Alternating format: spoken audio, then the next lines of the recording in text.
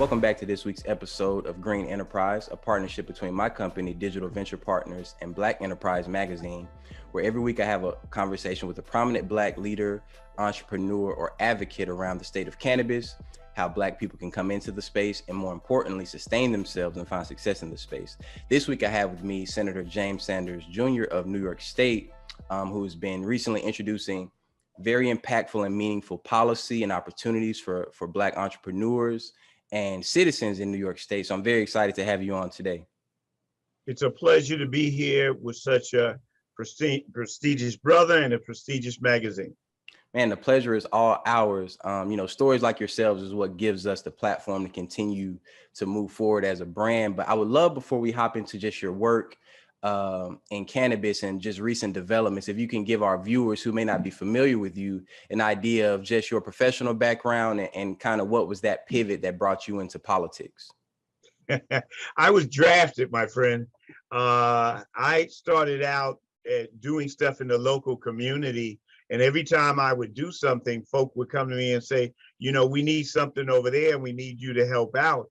And each thing kept leading to the next thing. Next thing you know, I'm on the school board where I became the president. Then I became a council person and became the first African or African-American to chair economic development in New York City in more than 240 years. Then I was drafted to go further, and now I am the state senator and I'm the chair of banking for New York State, which is the banking state of the nation. I never set out to be a political, and sometimes they make the best. I just wanted to teach history at the university level. And now I am a historian pretending to be a politician and getting away with it and making some history while we do these things. Yes, of course. And so for those of us who may not be familiar, including myself, with like how things are district, you're over District 10, what part of New York particularly is your constituency and what do you see from those particular people day to day? Well, I am blessed to represent God's country, the talented 10th senatorial district, and everybody comes here. You don't even know that you're coming. I have Kennedy Airport. So everybody's gonna come through my district, whether they know it or not. That area, draw a circle around Kennedy, and you are in my district. So wave next time. And the population is composed of. I have a little bit of everybody. I have a regular UN. The majority population is the different type of Africans: African American, African Caribbean, continental Africans are starting to grow, and Latino. I got Indo-Caribbean. I've got whites. I've got all kinds of folk here, and we're just building. So I would love to, and this is a little bit off topic, but I would love to just to kind of get your perspective as a leader. How did COVID, even though we're coming out of it and everything seems to be, kind of reverting back to some sense of normalcy, how did it affect your district? What were some of the obstacles you had to overcome, and kind of what has been the aftermath as we try to get back to our normalcy? COVID decimated my district. This was ground zero of the COVID problem. COVID is an airborne disease and an illness. And my district has Kennedy Airport, which means that we have a high rate of asthma. And so COVID came in here and decimated, and it merely revealed the fault lines of the United States, where the rich have their own way of living and everybody else has to make do. Harsh capitalism for the bottom, and the rich have socialized inequality in the top. So we live in a very strange time, and my district was no exception. We paid the price, and we're still paying the price for it, sir. COVID is dying down, but may flare up and do something worse, and we are not ready.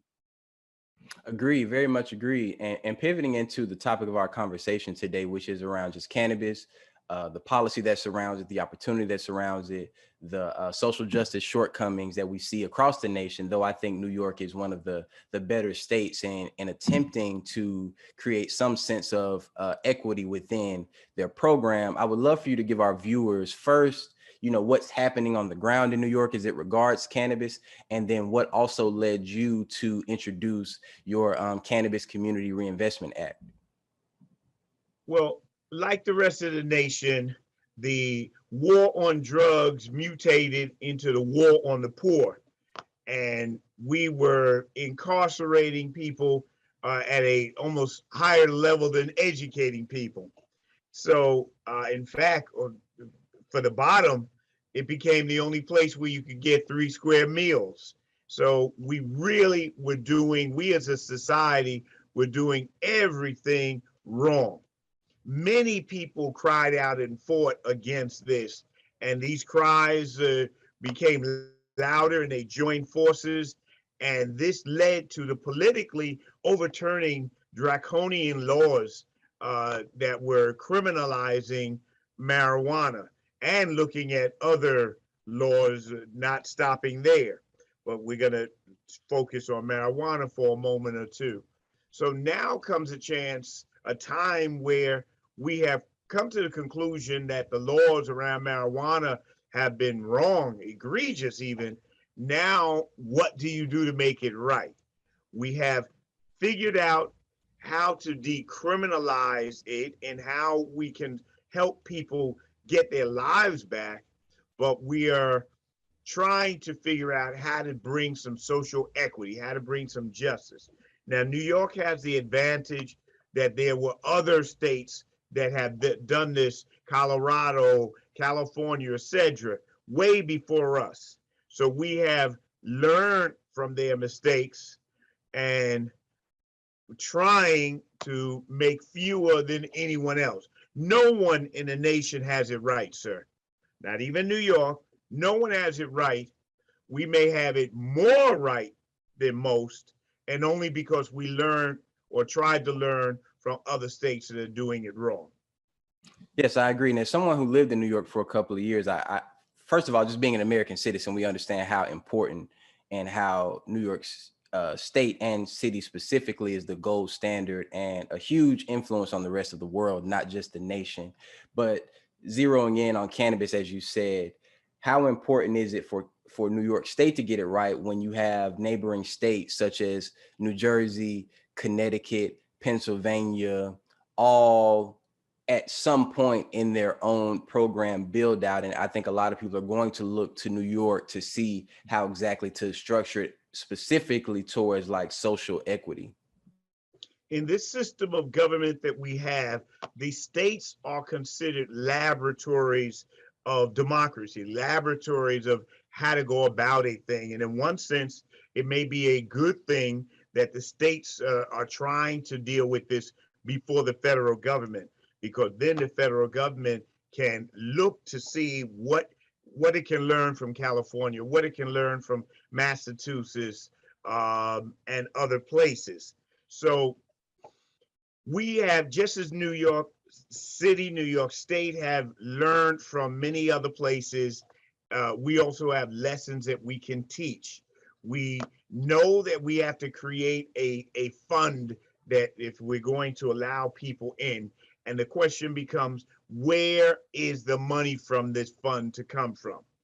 And how soon does that fund come into being? Because funds, the traditional way, come from taxes. And those taxes, that means you have a program that goes on and you won't even have the money in the state coffers for at least a year. So that means there's a whole year where you don't have social equity if we use that model. Therefore, we need to create different models in addition to that. And one may be the Cannabis Community Reinvestment Act, a bill that we have modeled here after the Community Reinvestment Act, one that has stood the test of time and has been sued and has won over and over. And we feel that these companies, the big cannabis, just as you have big pharma and just as you have big tobacco, you have big cannabis. These big companies are going to come in here and they seek to reap mega profits. Part of that profit should be used to help people get into business, that they can show that they are going to be a good neighbor. And we don't mean during the summer they give a few frankfurters here and toss a few basketballs for people to play with.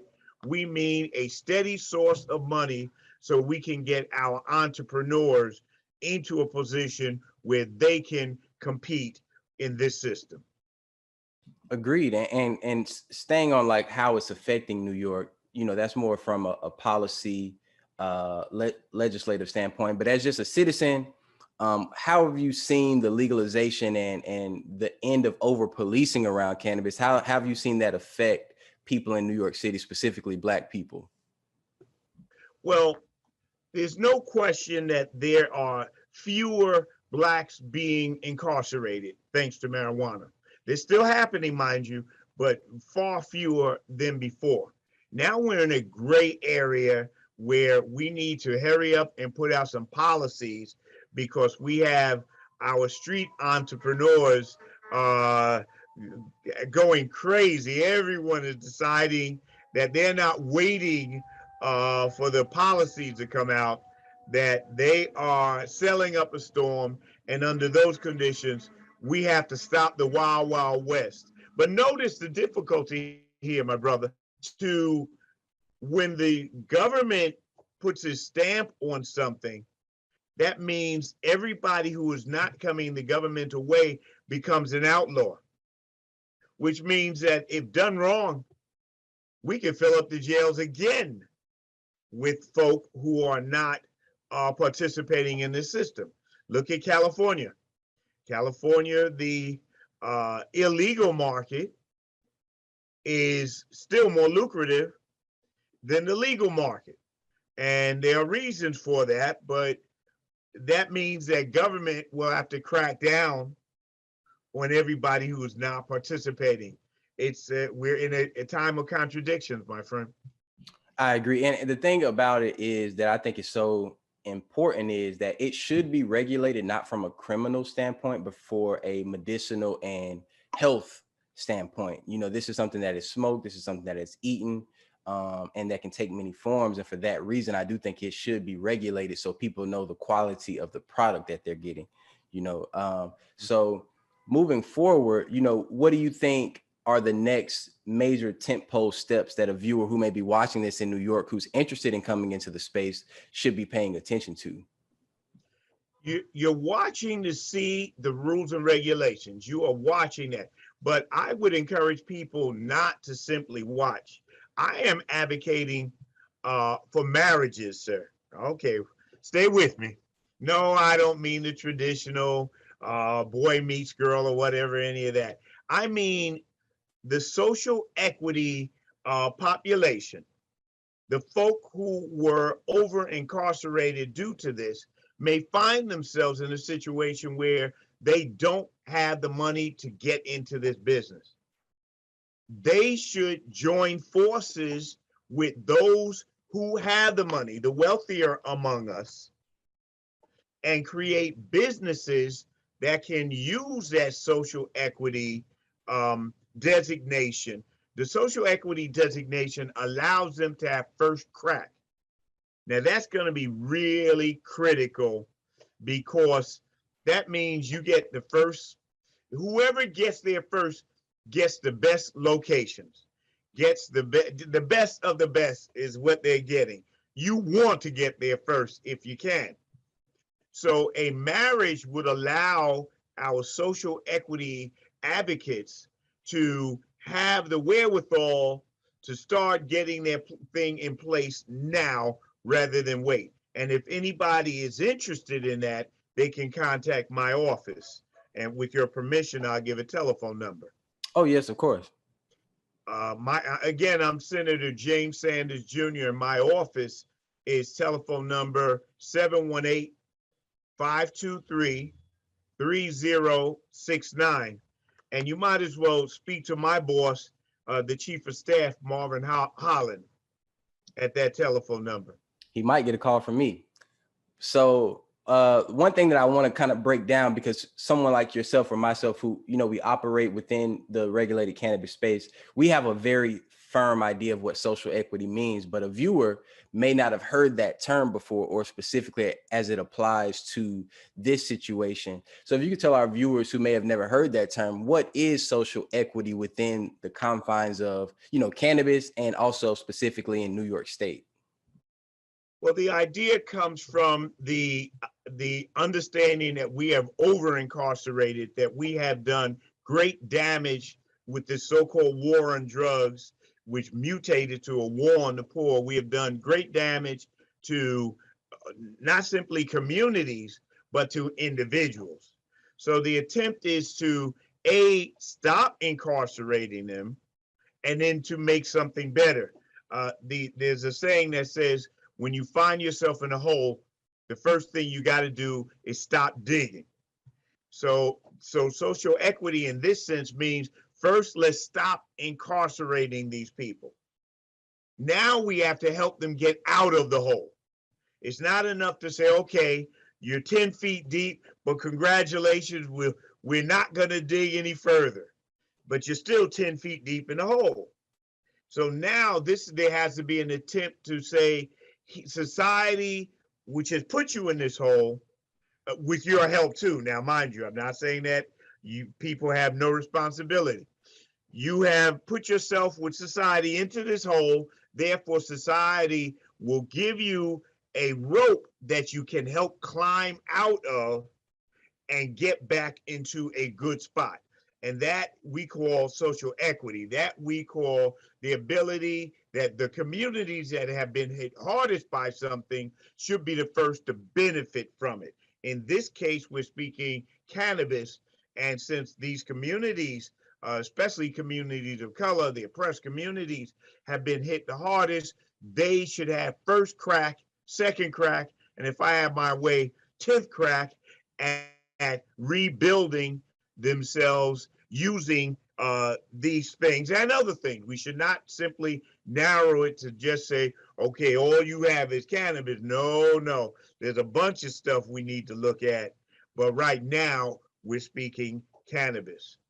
Agreed. And I think it's a twofold conversation. I would love your perspective on it. So social equity, I think, gives Black and brown people and formerly incarcerated people an entry point. But one thing that we've seen, especially in other states, is a lot of times they'll stand this program up, they'll hand out some licenses to people, but they don't really give them any real infrastructure or resources to sustain their company, let alone scale it, right? So what do you think, along with, entry and access in a real way, is important to make sure that someone is in this space for 5, 10, 15 years and they're thriving?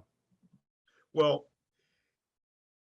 I mean, there used to be a saying that for business, location, location, location. That's useful, but even more important than location is knowledge, knowledge, knowledge. Because a fool and his money soon part. And just give a person a great location. If they don't know what they're doing, they're going to be out of that location in record time. My office has started working with the cannabis. Oh my God, I'm going to do them such disjustice. There is a university program coming out of Cleveland, the Cleveland School of Cannabis. Whoa, I almost messed up, Shout and out they to them. deserve better. That's a Black ownership group. And they Absolutely. do real impactful education in multiple states. They're a great group of guys. I've had the pleasure of being introduced to them as well. Well, not only are they that, they are so committed that they offered a free program that we had around at least 6 months ago, where we had around 800 people say they wanted to take it, and it was given to 300 people, so that we start with some knowledge. My office partnered with them and offered this program, which was hotter than the 4th of July, and everybody was in it. And they start with some knowledge, And now comes a time where we're working on some capital, where we have to have access to capital. And under my domain as chair of banking, I am speaking to all of these financial institutions, whether they're crypto, whether they're Bitcoin based, whether they're fintech, whether they're traditional banking, whether they're credit unions. We are having serious conversation on how do we get working capital at prices that we can afford. And we're actually working on, and you should keep up with me, brother. We're trying to work on what we call a business buyers club. Just as there are home buyers clubs, we want a business buyers club. If a person goes through this rigorous training, then we need to have a grant at the end of that to allow people who do not have a chance to participate. And it needs to be a sizable grant, sir.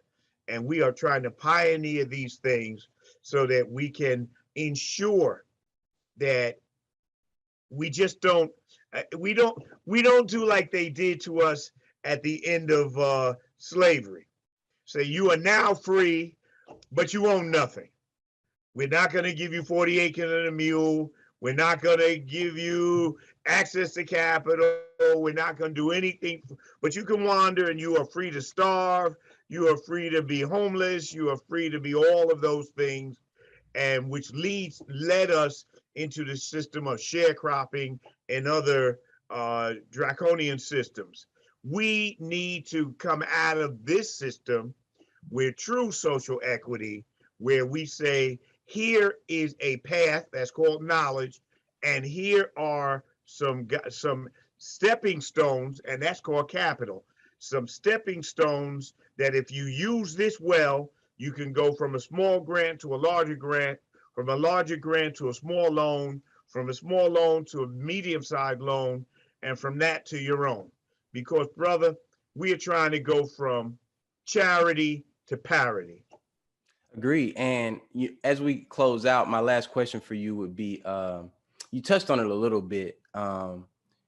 As the chair of banking, a lot of people don't know the obstacles that cannabis entrepreneurs face in the banking industry because it's still classified as a federally illegal substance. Therefore, you can't get traditional banking services by and large. So I would love for you to give our viewers just a top line overview of like what needs to happen in banking to give a lot of these companies an opportunity to just be able to safely have a checking account or something just that simple. Well, since it is a Class A felony for the banking world to participate with marijuana, most of your standard banks are saying that they can't touch it. That means that you can't walk into Chase Bank, Bank of America, Wells Fargo, or any of these other folk and say, hey, I'm a cannabis entrepreneur and I want to open up an account. The best they're going to do is call security on you and have you escorted out, and you hope that they escort you out. So under those conditions, this has forced people to do all kinds of stuff. I've heard of everything from people in Colorado building caves and putting money in caves, which is, we're going back in years, to using sleazy pseudo banks, fly-by-night banks that, you know, God willing, they're going to be open. God willing, no, your money's not guaranteed. No, there's none of those things. So there have been some smaller banks and some smaller credit unions that have said that we will operate in this gray area.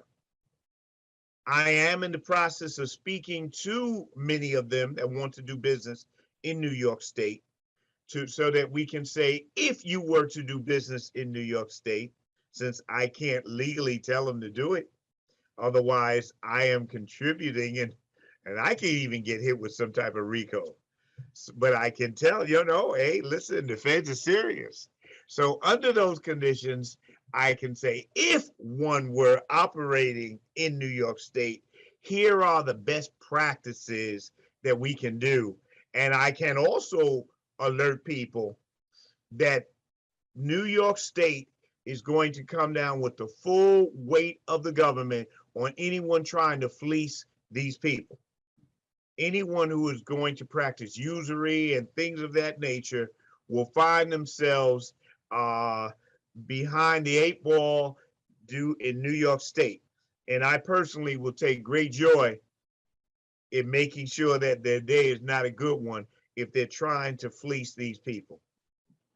Well, that was an amazing answer, Senator Sanders. It's a true honor to have this conversation with you. I would love for you to leave our viewers with where they can contact you in your office for upcoming developments and work in the space. And lastly, I do have to just thank you for operating on the behalf of not only your constituency, but for Black people who deserve to be in this space at large.